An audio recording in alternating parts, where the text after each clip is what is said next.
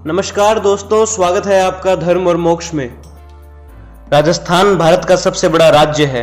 राजस्थान की मिट्टी ने अनगिनत शूरवीरों को जन्म दिया है, जिन्होंने अपना सारा जीवन अपनी मातृभूमि के लिए कुर्बान किया है। राजस्थान के इतिहास से तो सारा विश्व ही परिचित है। हर साल दूर दराज से लोग यहाँ की संस्कृति से रूबरू होने आते हैं। राजस्थान के इतिहास के अलावा जो इसे अन्य राज्यों से अलग बनाती है वो है यहाँ के लोक देवताओं की कथा। राजस्थान की इस महान भूमि पर अनेक लोक देवताओं ने जन्म लिया है, जिनमें से एक है बाबा रामदेव जी। आज इस वीडियो में हम रामदेव जी के बारे में बात करेंगे, उनके परिचय यानी उनके चमत्कारों की बात को साझा करेंगे। पूरी जानकारी के लिए वीडियो को अंत तक देखें। मैं हूँ ऋषि तावड़िया और शुरू करते हैं आज की ये बात।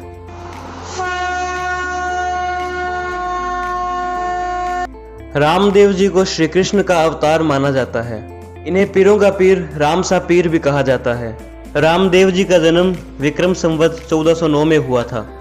इनका जन्म राजस्थान के पोकरण के ताम्रवंशी राजा अजमल जी के यहाँ हुआ था। इनके माता का नाम मेणा दे और इनकी पत्नी का नाम नेत्रल दे और इनके गुरु का नाम बालीनाथ था और इनके प्यारे से घोड़े का नाम अलीराह अस्वार था। विक्रम संवत 1442 में रामदेव जी ने रुणेचे में जीवित समाधि ली थी। रामदेव जी के पिता राजा अजमल जी श्री कृष्ण के अनन्य भक्त थे। श्री कृष्ण की भक्ति में लीन रहने के साथ ही वे धर्मपरायण राजा भी थे, परंतु निसंतान होने की वजह से वे काफी दुखी रहते थे। एक बार राज्य में भयानक अकाल पड़ा और राज्य में अच्छी बारिश की मनोकामना लेकर राजा अजमल द्वारिकाधीश पहुंच गए। ऐसा माना जाता है कि भगवान श्री कृष्ण की वजह से उनके राज्य में बहुत अच्छी बारिश हुई, उनकी कृपा उन पे बनी। बारिश के ही दिन में जब एक दिन सुबह किसान अपने खेतों में जा रहे थे तो रास्ते में उन्हें उनके राजा अजमल मिल गए। किसान उन्हें देख वापस अपने घर की तरफ जाने लगे। ये देख राजा ने पूछा कि तुम लोग वापस क्यों जा रहे हो। किसानों ने बताया कि राजा अजमल जी, आप निसंतान हैं, इसलिए आपके सामने आने से अपशगुन हो गया है और अपशगुन के समय में बुआई नहीं कर सकते। यह सुनकर राजा अजमल जी बहुत दुखी हो गए, परंतु गरीबों के मसीहा होने के नाते उन्होंने किसानों को कुछ नहीं कहा। अपना भारी और दुखी मन लेकर वे श्री कृष्ण की मूर्ति के आगे बैठ गए तो अपना सारा दुख भगवान श्री कृष्ण के आगे रखा। भगवान श्री कृष्ण ने उनकी पुकार सुनी और वे राजा अजमल के घर रामदेव जी के रूप में पालने में अवतरित हुए। बाबा रामदेव ने छुआछूत के खिलाफ अनेक कार्यों में बढ़ चढ़कर भाग लिया था। उन्होंने हर स्थान पर दलित हिंदुओं का पक्ष लिया था। उनके विचार जातिवाद और भेदभाव से परे थे। बाबा रामदेव जन्म से क्षत्रिय थे, लेकिन उन्होंने डालीबाई नामक एक दलित कन्या को अपनी बहन माना और समाज को यह संदेश दिया कि कोई भी छोटा बड़ा नहीं होता। रामदेव बाबा को डालीबाई एक पेड़ के नीचे मिली थी। बाबा रामदेव पोकरण के शासक भी रहे, परंतु वह राजा ने ही जनसेवक बनकर अपना कार्य करते रहे। बाबा रामदेव ने अनेक परिचय दिए हैं, यानी बाबा रामदेव ने अनेक चमत्कार दिखाए हैं।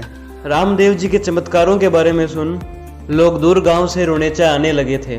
ये बात रुणेचा और आसपास के गांव के मौलवियों को पसंद नहीं आई। उन्हें लगा कि इस्लाम खतरे में है। उन्होंने बाबा को नीचा दिखाने के लिए कई बार कोशिश की। जब उन पीरों और मौलवियों के प्रयास असफल रहे तब उन्होंने यह बात मक्का के मौलवियों और पीरों से कही। उन्होंने कहा कि भारत में एक ऐसा पीर पैदा हो गया है जो अंधों की आंखें ठीक करता है, लंगड़ों को चलना सिखा देता है और यहाँ तक कि मरों को भी जिंदा कर देता है। मक्का के मौलवियों ने इस पर विचार किया और फिर उन्होंने अपने पूज्य चमत्कारी 5 पीरों को जब बाबा के अलौकिक चमत्कारों के बारे में बताया तो वो 5 पीर भी बाबा की शक्ति को परखने के लिए उत्सुक हो गए। कुछ दिनों में वे पीर मक्का से चलकर रुणेचा जा पहुंचे। रास्ते में बाबा रामदेव से उनकी मुलाकात हुई। 5 पीर ने रामदेव जी से पूछा, हे भाई, रुणेचा यहाँ से कितनी दूर है? तब रामदेव जी ने कहा, जो गांव सामने दिखाई दे रहा है यही तो रुणेचा है। रामदेव जी ने उनसे रुणेचा आने का कारण पूछा। तब उन 5 में से एक पीर ने कहा कि हमें यहाँ रामदेव जी से मिलना है और उसकी पीराई देखनी है। तब रामदेव जी बोले, हे पीर जी, मैं ही रामदेव हूँ, मैं आपके सामने खड़ा हूँ, कहिए मेरे योग्य क्या सेवा है। 5 पीर बाबा की बात सुनकर काफी समय तक उनकी ओर देखते रहे फिर जोर जोर से हंसने लगे और सोचने लगे, साधारण सा दिखाई देने वाला यह व्यक्ति पीर कैसे हो सकता है। रामदेव जी ने उनकी आवभगत की और उन्हें भोजन के लिए आमंत्रित किया। बाबा के घर जब पांचों पीरों के भोजन हेतु चटाई बिछाई गई, तकिए लगाए गए, पंखे लगाए गए और सेवा के सभी सामान सजाए गए, तब भोजन पर बैठते ही एक पीर बोला कि अरे, हम तो हमारे खाने की कटोरी मक्का ही भूल आए। हम तो अपने कटोरों में ही खाना खाते हैं, दूसरों के कटोरों में कभी नहीं।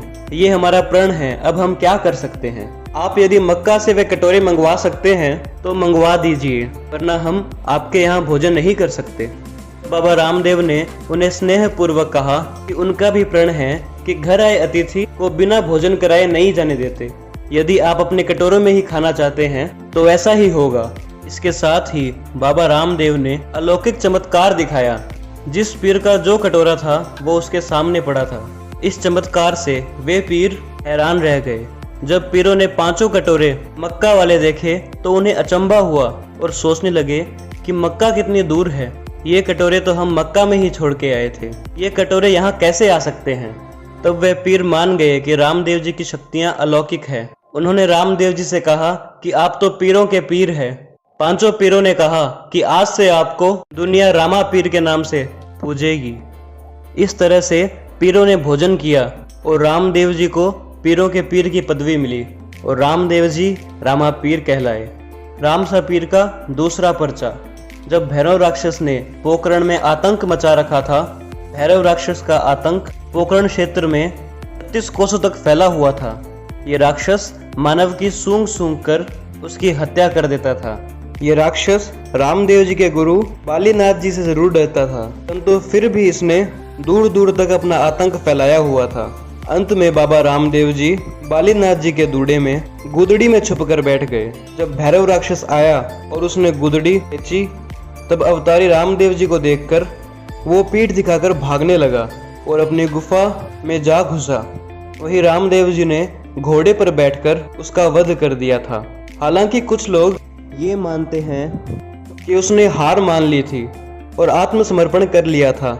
बाद में रामदेव जी की आज्ञा अनुसार वो मारवाड़ छोड़कर चला गया था। रामदेव जी का तीसरा चमत्कार। कहते हैं कि मेवाड़ में दल्लाजे नाम का एक महाजन रहता था। धन संपत्ति तो उसके पास खूब थी, वो निसंतान था। किसी साधु के कहने पर वो रामदेव जी की पूजा करने लगा।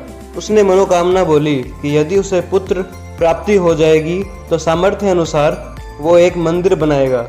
इस मनोकामना के 9 माह बाद उसके घर पुत्र का जन्म हुआ। बालक जब 5 वर्ष का हो गया, तब सेठ और सेठानी उसे साथ लेकर कुछ धन लेकर रुणीचे की ओर रवाना हो गए। मार्ग में एक लुटेरा भी उनके साथ हो लिया। लुटेरा उन्हें बोला कि वो भी रुणीचे दर्शन करने के लिए जा रहा है। थोड़ी दूर चलते ही रात हो गई और रात का अवसर पाते ही लुटेरे ने अपना असली रूप दिखा दिया। उसने कटार दिखाकर सेठ से सारे पैसे हड़प लिए।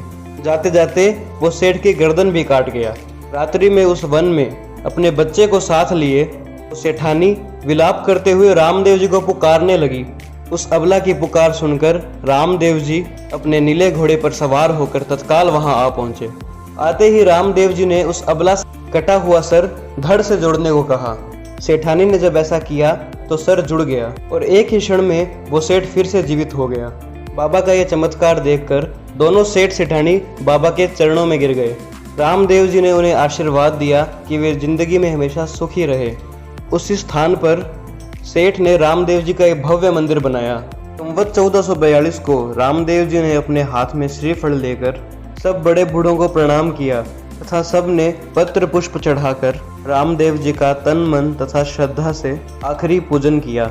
रामदेव जी ने समाधि लेते हुए भी आखिरी बार यह उपदेश दिया था कि मेरे समाधि पूजन में भ्रांति व भेदभाव न रखना, मैं सदैव अपने भक्तों के साथ रहूंगा।